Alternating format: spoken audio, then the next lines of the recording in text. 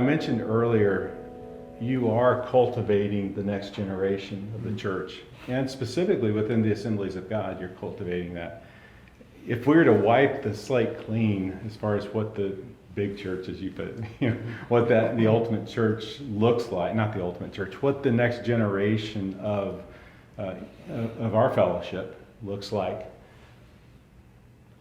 what are the elements that you're seeing from the generation that you're ministering to?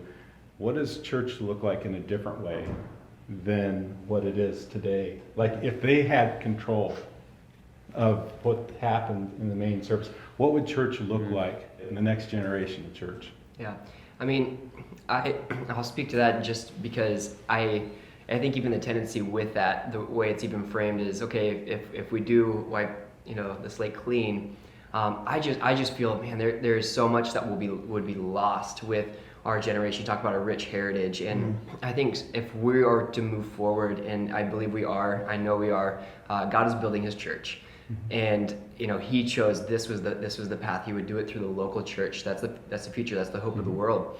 I think it has to happen with an honor of generations, and everybody has got to be welcome to the table. You look where Jesus, He welcomes the children to come. He says, "Let the children come to me."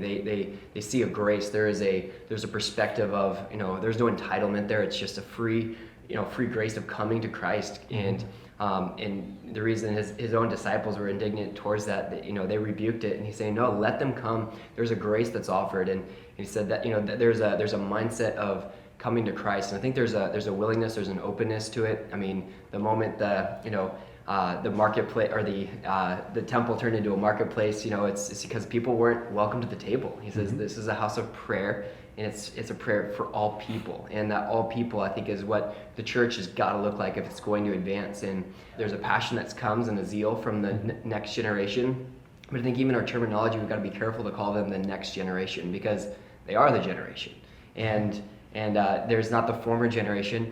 They're the generation. We are the generation. We are the body of Christ, and we've all got to be welcome to the table. And there's an honor of those who have pioneered before. And I know my generation, millennials, when I look at what we're inheriting, we are inheriting. We are receiving what we did not work for, and it's not a bad thing. But for us to see it with, wow, what a privilege, what an opportunity we have to take hold. And if we're to stay in it long enough, and I look at the people I see, man, the longevity and leadership, while they're still there today, I'm so grateful for the faithfulness of so many people who've stuck it through. And they will say they just continually said yes to Jesus. Right. And they were able to hone their frustrations and not throw it all away and just say, we got to start new. But there's an honor system of what has been before, and then the generation coming up of accepting and embracing that. Right.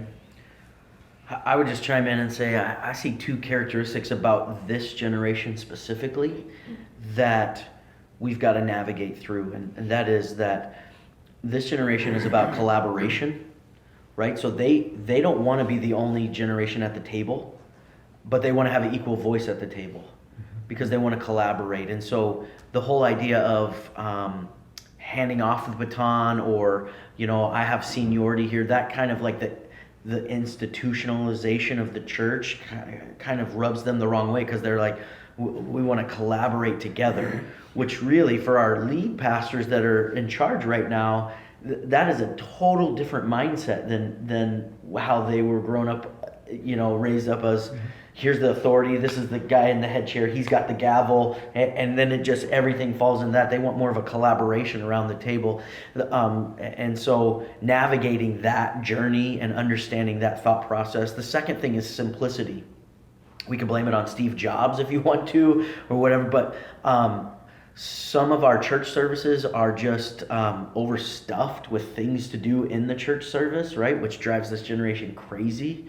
Why do we do all of this extra things? And, you can go down the list as to what that is. And what I sense and see in conversations that I'm getting is that they really want things just to be simple and not so muddy and not so filled and complicated. Just give it to us simple. Not just the teaching. I'm just talking about You know, I mean, as a lead pastor, you know what I'm talking about. Sometimes those services can just get packed with so many things to do. It's like, no, let's just keep the main thing, and just make it simple, from a service flow, from a church organization, that sort of thing. So those two things, that's the tension that we got to solve and navigate, as we're like, okay, what do youth pastors want to do, and complications on staff, and the tensions that way, and then the next generation that's coming up that will soon be our board members and our deacons and the people in charge, that sort of thing. So, you know, just trying to navigate those is kind of like